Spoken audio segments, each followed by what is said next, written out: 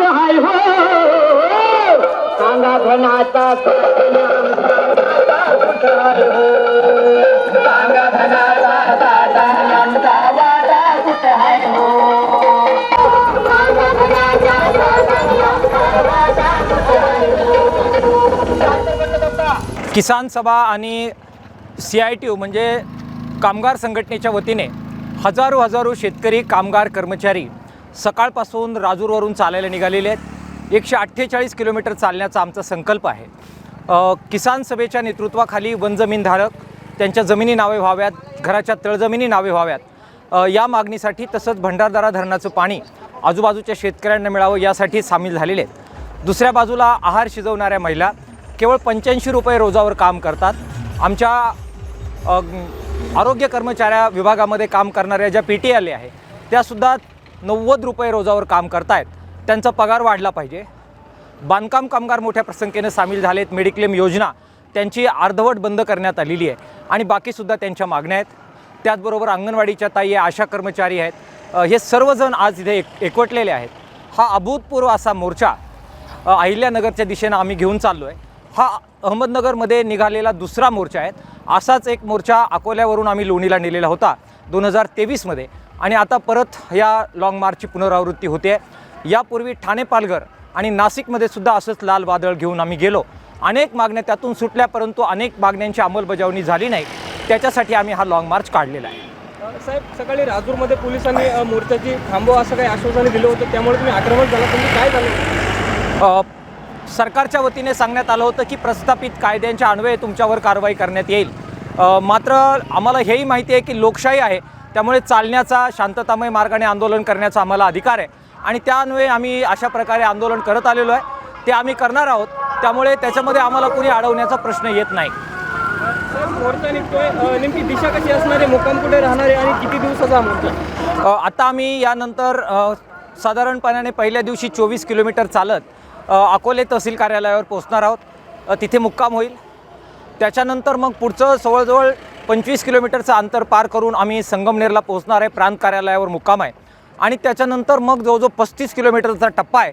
त्यानंतर आम्ही लोणीला पोहोचू आणि तिथे पालकमंत्री राधाकृष्ण विखे पाटील यांच्या दारामध्ये बसून सरकारला आम्ही साकडं घालू की हे प्रश्न सुटले पाहिजेत.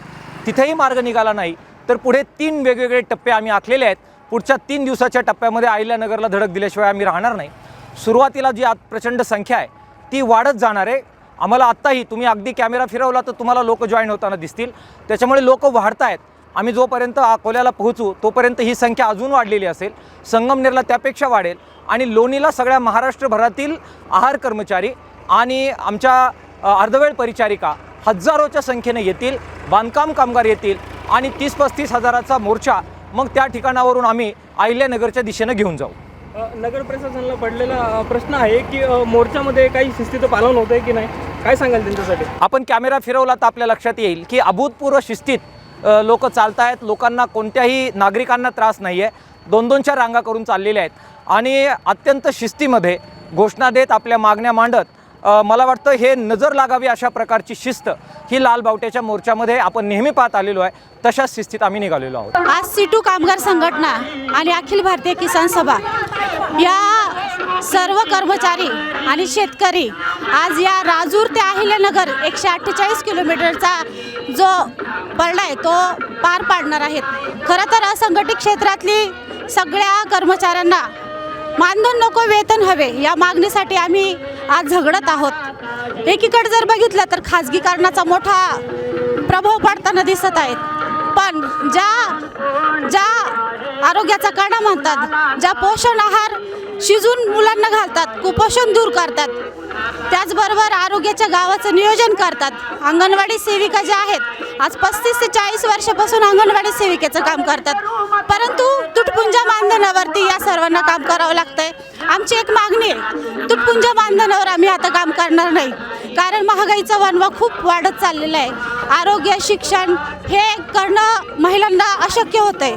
त्याचबरोबर आम्हाला वेतन हवंय. मानधन खूप कमी असल्यामुळे आमचं त्यामध्ये भागत नाही आहे. दुसरी गोष्ट, लाडक्या बहिणींचा विषय मला घेऊसा वाटतो.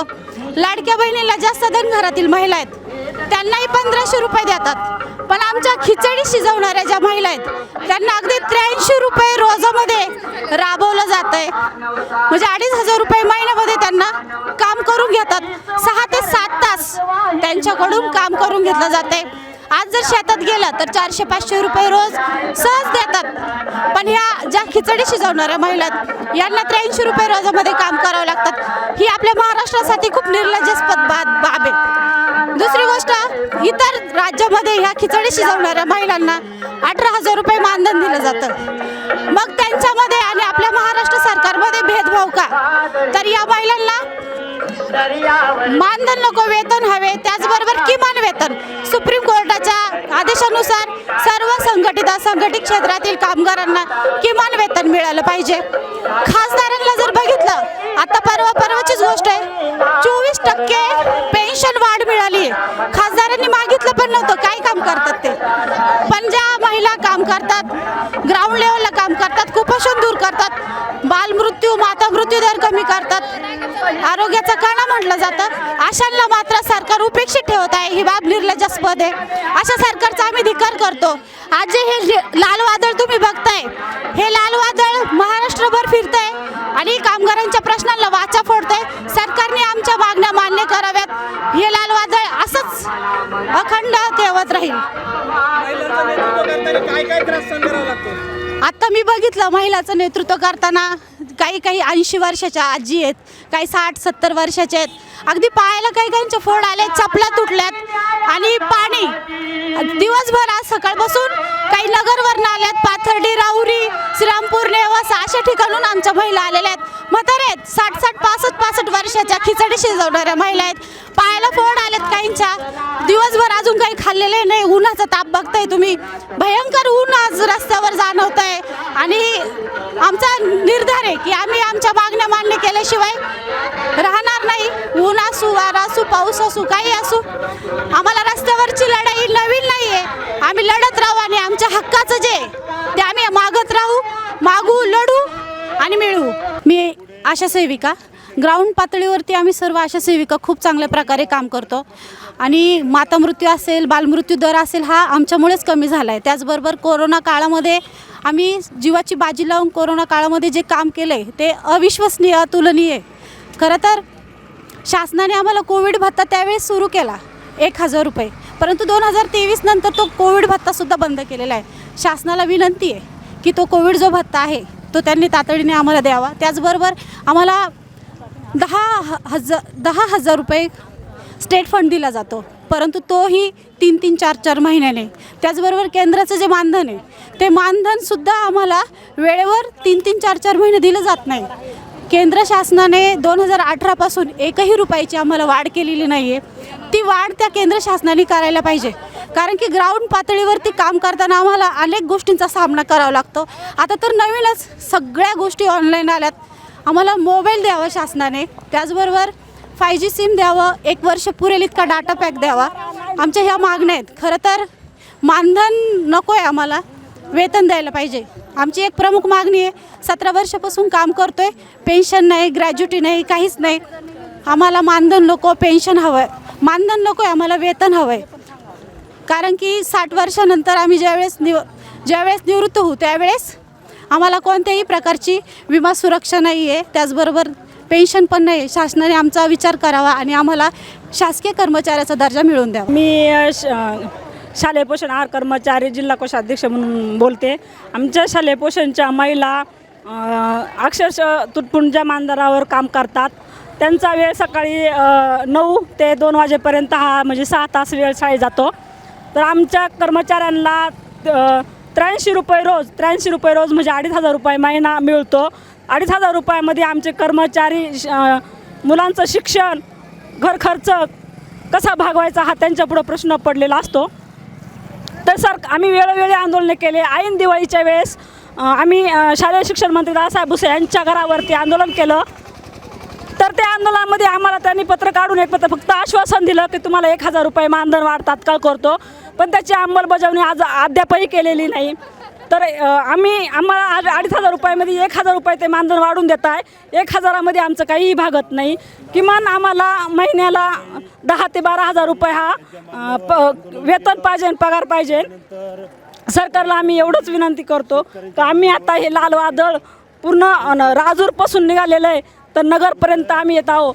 आणि आपले पालकमंत्री जे विखे पाटील जे आहेत, राधाकृष्ण विखे पाटील, त्यांच्या लोणीमध्ये आम्ही धडकणार आहोत आणि आमच्या मागण्या ज्या आहेत त्या पूर्ण करून घेणार आहोत. किती आमच्यावर संकट येऊ, आमच्या ज्या महिला आहेत अक्षरशः 60-60 वर्षाच्या आजीबाई पायी चाललेल्या आहेत.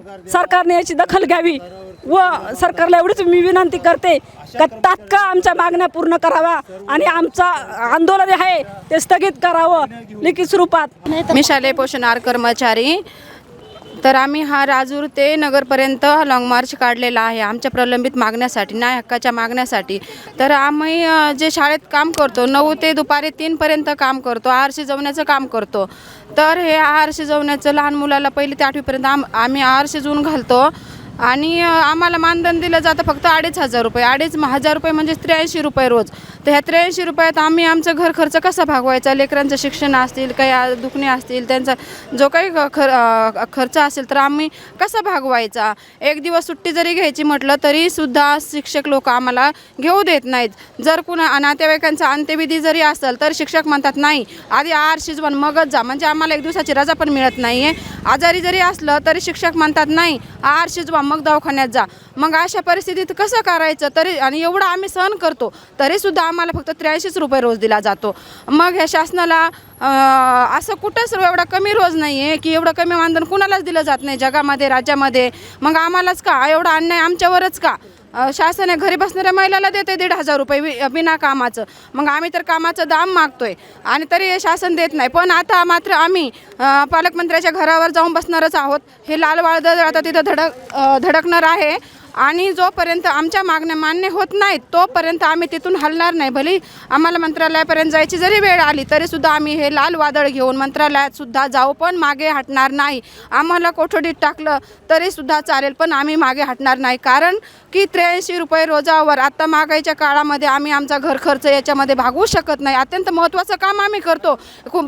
छोट्या बालकांना कुपोषणापासून दूर करण्याचं काम आम्ही करतो, त्यांना आहार शिजवून घालतो. तरी हे शासन दखल घेत नाही आमचं मानधन वाढण्याचं. हे 2,500 रुपये म्हणजे असं लाज वाटण्यासारखं आहे, असं सांगायला सुद्धा लाज वाटते. एवढं 2,500 रुपये मानधन म्हणजे तरी या शासनाला जाग येत नाही. इतक्या वेळ आंदोलनं केली त्यांच्या घरावर, शिक्षण मंत्र्याच्या मालेगावला आम्ही ऐन दिवाळीच्या तोंडावर मोर्चा केला तरीसुद्धा त्यांनी आम्हाला मानधन वाढ दिलेली नाही.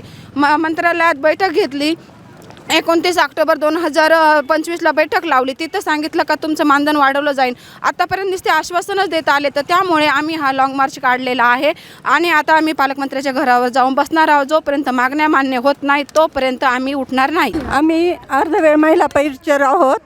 आम्ही जिल्ह्यामध्ये आमच्यासारखा पगार कुणालाच नाही. आम्हाला फक्त 100 रुपये रोज भेटतो आणि 3,000 रुपये महिना असतो. ते पण मानधन आमचे 6-8 महिने मानधन होत नाही. 4 तासाची ड्युटी असतानाही आम्हाला 24 घंटे ड्युटी करावी लागते, पण त्याचा मोबदला हा काहीच नाही. आज संपकाळ आम्ही 3 महिन्याचा संप केला तेव्हा पण आम्हाला 3 महिन्याचे मानधन दिले नाही संपकाळातले पण आल्यानंतरचं ते काम तर आम्हालाच करावं लागलं परतही. पण इतके मोर्चे केले आम्ही आझाद मैदानात 3 महिने आंदोलन केलं, पण सरकारने आमची कुठलीच दाद घेतली नाही आणि आम्हाला काही सरकारने अजूनपर्यंत न्याय दिला नाही. आमच्यामध्ये जवळजवळ 70, 80, 84पर्यंत महिला वय झालेले आहेत, पण त्याची पण सरकारने अजून दाद घेतलेली नाही. त्या महिलांना म्हणजे काही दुसरं मानधनाव्यतिरिक्त काहीच भेटत नाही आहे. आणि आज 4 घंट्याच्या ड्युटीमध्ये जर आम्ही एवढा वेळ काम करत असेल तर सरकारने पण आम्हाला आमची मानधनात वाढ करायला पाहिजे ना. 100 रुपये रोजात काय होतं आहे? आणि याच्यामध्ये आमच्या बऱ्याचशा जवळजवळ 90% महिला विधवा आहेत, गरीब आहेत आणि वाडी वस्तीत ड्राय भागात काम करणाऱ्या महिला आहेत. आणि 100 रुपये रोजात आमच्या पोटाचा पोटमारा होतो आहे. आमची भूक भागत नाही आहे आणि 100 रुपयात आमचं काहीच होत नाही आहे. आज आमचे लेकरं बाळ उपाशी मरू राहिले म्हणून तर आज आम्हाला रस्त्यावर उतरायची वेळ आलेली आहे. त्यामुळं आमचा सरकारने आमच्या मागणीचा विचार करावा की आमचे संपकाळातले पण मानधन काढावेत. आम्हाला किमान वेतन आम्हाला कमीत कमी 21,000 आम्हाला किमान वेतन सरकारने द्यायला पाहिजे. आज महागाईच्या काळाने आमचा रोजंदारी सरकारने वाढवायला पाहिजे. 100 रुपयात 4 तास काम म्हणायला होतं आहे, पण आम्ही सकाळी 9 वाजल्यापासून जेव्हा उपकेंद्रात जातो तर त्यावेळेस आम्हाला आमच्या कामाचा टायमिंग नसतो घरी येण्याचा, आणि सगळे कामं आमच्याकडूनच म्हणजे आम्हीच करतो. डिलेवरीपासून कामं आम्ही करतो, पण आजपर्यंत आम्हाला त्याचा कुठलाही काही मोबदला भेटत नाही. ज्या कार्यक्षेत्रात आम्ही काम करतो त्या कार्यक्षेत्राच्या व्यतिरिक्त पण आम्हाला बाहेर काम करावं लागतं आणि त्याचा मोबदला पण आम्हाला भेटत नाही. त्यामुळे आमची अशी मागणी आहे की आम्हाला जो रोजंदारी आजचा जो कायदा आहे त्या कायद्यानुसार आम्हाला वेतन सरकारने द्यायला पाहिजे. CITUच्या नेतृत्वाखाली तसेच किसान सभा, अखिल भारतीय किसान सभा याच्या नेतृत्वाखाली अंगणवाडी कर्मचारी राजूर ते लोणी आणि लोणी ते अहमदनगर असा पायी मोर्चा सर्व अंगणवाडी सेविका ह्या लाँग मार्चमध्ये सहभागी झालेल्या आहेत. आमच्या मागण्या अशा आहेत की कमी पगाराखाली मानधनाखाली आम्हाला हे सरकार खूप आमच्याकडून असं कष्ट करून घेतात, भरपूर काही काम करून घेतात, तरी पण त्याचा मोबदला आम्हाला दिला जात नाही आहे. आज जो काही सरकारने आम्हाला मोबाईल दिला आहे तो मोबाईल इतका निकृष्ट दर्जाचा आहे का त्याच्यावरती ऑनलाईन कामं केले जात नाही. आणि आम्ही एकदम खेड्यावरून एकदम डोंगर भागातून आलेलो आहोत. आमच्या डोंगर भागामध्ये रेंज नसल्यामुळे आमचे ऑनलाईन कामं वेळेवर होत नाहीत आणि सरकारकडून आम्हाला इतका दबाव असतो की रोजचे कामं झाले पाहिजेत, आणि जर रोजचे कामं झाली नाही तर आम्हाला सरकार आमचे मानधनामध्ये कपात करतात आणि आम्हाला ऑफिसकडून सुद्धा खूप आमच्यावर दबाव असतो. आम्ही त्यांनी दिलेल्या मोबाईलवरती काम करू शकत नाही, तो मोबाईल आम्ही वापरू शकत नाही. आम्ही आमच्या वैयक्तिक मोबाईलवर काम करतो. त्यामुळे सरकारकडे ही मागणी करतो की आम्हाला चांगल्या दर्जाचा मोबाईल द्या. दुसरी मागणी अशी आहे की आपल्या अकोला तालुक्यातच नाही पूर्ण महाराष्ट्रामध्ये गरोदर माता असतील, स्तनदा माता असतील, 3 ते 6 महिने ते 3 वर्ष जे लाभार्थी असतील त्यांना जो काही शासनाकडून निकृष्ट दर्जाचा आहार येतो तो काही लाभार्थी खात नाहीत, तो जनावरांनाच टाकला जातो. आणि हे जो आहार येतो तो इतका निकृष्ट दर्जाचा असतो का जनावरंसुद्धा ते खात नाहीत. तर सरकारकडे आमची अशीच मागणी आहे. सरकार म्हणतं की कुपोषण कमी झालं पाहिजे. सरकार जर आम्हाला निकृष्ट दर्जाचा आहार देत असेल तर कुपोषण कसं कमी होणार आहे. आमची अशी मागणी आहे का सरकारने आम्हाला हा THR जो येतो तो THR बंद करून चांगल्या दर्जाचा आहार द्यावा, जेणेकरून आमचे जे लाभार्थी कुपोषित ते कुपोषित हटवायचा प्रयत्न होईल. आणि दुसरी अशी एक मागणी आहे की आपल्या आदिवासी भागामध्ये अमृतहार APJ अब्दुल कलाम यामार्फत अमृतहार जो राबवला जातो तो गरोदर मातेला, स्तनदा मातेला 1 टायमाचा जेवण दिलं जातं. त्या जेवणामध्ये आम्हाला रोज अंडी, केळी, वरण भात, चपाती, 1 शेंगदाणा लाडू, 1 अंडे किंवा 2 केळी दिले जातात. परंतु त्यांचा जो आम्ही आहार देतो आज जर बघायला गेलं तर महागाई इतकी वाढलेली का ती महागाई गगनाला भिडलेली आहे. परंतु आम्हाला जे आहार दिला जातो, आम्ही जो आहार देतो गरोदर मातेला, स्तनदा मातेला, त्याच्यासाठी आम्हाला 45 रुपये येतात. 45 रुपयामध्ये आम्ही अमृतहार गरोदर मातेला देऊ शकत नाही. शासनाने आम्हाला अमृतहारासाठी ताटाप्रमाणे 100 रुपये द्यावे. आज पाहायला जर गेलं तर 6 महिने ते 6 वर्ष मुलांना जो आम्ही केळी किंवा अंडे देतो त्या अंड्याचे भावसुद्धा गगनाला भिडलेले आहेत. अंडे मिळते आम्हाला त्याच्यात पण वाढ करून द्यावी, एवढं आमची शासनाकडे मागणी आहे. इन्कलाब जिंदाबाद. मी महाराष्ट्र शालेय पोषण आहार कामगार संघटनेचा राज्य सरचिटणीस बोलतो, डॉक्टर अशोक थोरात. ह्या महिला ह्या राजूर ते पायी लाँग मार्चमध्ये सामील झालेल्या आहेत. यांचं असं म्हणणं आहे की या महिलांना फक्त 83 रुपये रोज भेटते. यांना किमान वेतन त्यांना 18,000 रुपये भेटलं पाहिजे. आणि या राज्यामध्ये 1,70,000 महिला आहेत. यामध्ये विधवा आहेत, परित्यक्त्या आहेत, घटस्फोटित आहेत, दलित आहेत, OBC आहेत, गरीब घरच्या गरजू महिला आहेत. यांना फक्त सकाळी 9 ते दुपारी 3 वाजेपर्यंत त्यांचा 6 तास कामामध्ये वेळ जातो आहे. यांना किमान वेतन 18,000 रुपये मिळालं पाहिजे. शासकीय सेवेमध्ये कायम केलं पाहिजे आणि यांना वर्षातून 2 ड्रेस पण दिले पाहिजेत.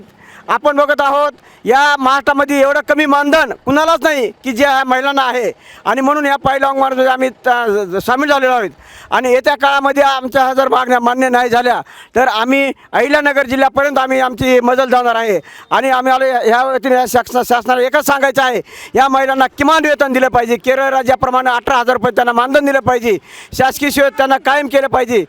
हरियाणा, हिमाचल प्रदेश या राज्यामध्ये 10 महिन्याऐवजी 12 महिन्याचं त्यांना मानधन दिलं पाहिजे. महाराष्ट्रामध्ये सुद्धा त्या पदाप्रमाणे मानधन दिलं पाहिजे.